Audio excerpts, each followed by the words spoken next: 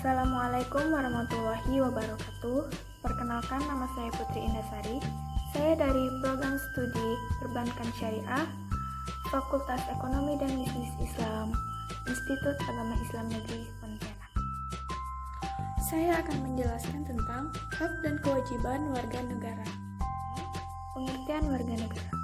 Penetapan warga negara dalam suatu negara ditentukan berdasarkan peraturan perundang-undangan yang terdapat dalam pasal 26 ayat 1 Undang-Undang Dasar 1945 yang berbunyi, warga negara adalah orang-orang bangsa Indonesia dan orang-orang bangsa lain yang disahkan oleh undang-undang sebagai warga negara. Yang kedua, pengertian hak dan kewajiban. Pengertian hak dapat dipahami sebagai HAM sebagaimana yang tertuang dalam Undang-Undang Nomor 39 Tahun 1999 tentang HAM yang berbunyi, HAM adalah seperangkat hak yang melekat pada hakikat dan keberadaan manusia sebagai makhluk Tuhan yang Maha Esa dan merupakan anugerahnya yang wajib dihormati dan dijunjung tinggi dan dilindungi oleh negara, hukum dan pemerintah, dan setiap orang demi kehormatan serta perlindungan harkat dan martabat manusia. Perkembangan HAM di Indonesia. Dari tahun 1945 sampai dengan 1959, HAM sudah mendapat legitimasi yuridis dalam Undang-Undang Dasar 1945 meskipun belum optimal, seperti keleluasan pendirian partai-partai politik.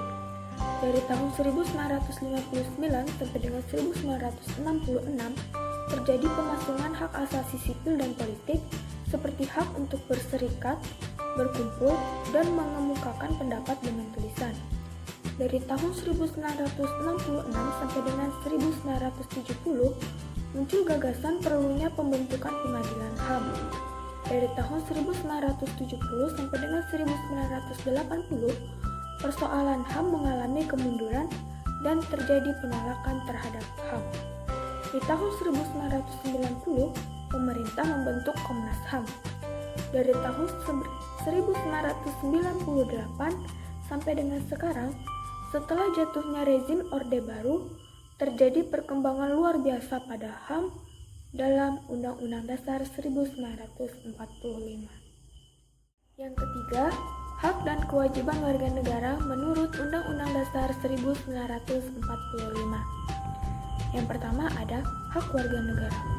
Hak warga negara diatur dalam Undang-Undang Dasar 1945 pasal 28A sampai dengan 28J.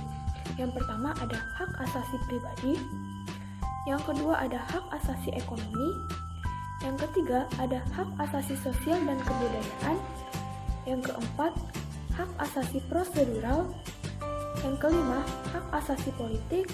Dan yang keenam, hak asasi dalam perlakuan yang sama. Yang kedua, ada kewajiban warga negara. Kewajiban warga negara diatur dalam Undang-Undang Pasal 27, 28, 30, dan 31. Peraturannya adalah: yang pertama, membayar pajak. Yang kedua, menjunjung hukum dan pemerintahan. Yang ketiga, menghormati HAM orang lain. Yang keempat, tunduk kepada ketetapan undang-undang. Yang kelima, ikut serta dalam usaha pertahanan dan keamanan negara. Yang keenam, melaksanakan sistem pertahanan dan keamanan rakyat semesta. Yang ketujuh, mengikuti pendidikan dasar. Dan yang kedelapan, taat kepada negara. Pembicaraan mengenai hubungan negara dan warga negara, apakah negara yang melayani warga negara atau sebaliknya, dapat merujuk pada pandangan pemikir. Yang pertama, pluralis menurut Hobbes dan John Locke.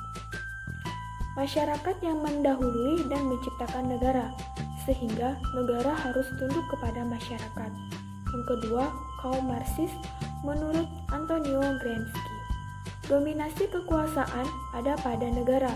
Negara merupakan institusi yang digunakan kaum borjuis untuk menjalankan kekuasaan yang baik. Yang ketiga, kaum sintesis menurut Anthony Giddens. Negara dan warga negara saling mengaruhi. Jadi kesimpulannya, Sebagai warga negara Indonesia, sudah seharusnya kita mengikuti peraturan-peraturan yang sudah ditetapkan oleh negara dan tertulis jelas dalam Undang-Undang Dasar 1945.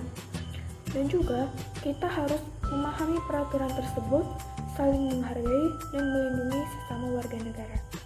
Sekian dari saya. Assalamualaikum warahmatullahi wabarakatuh.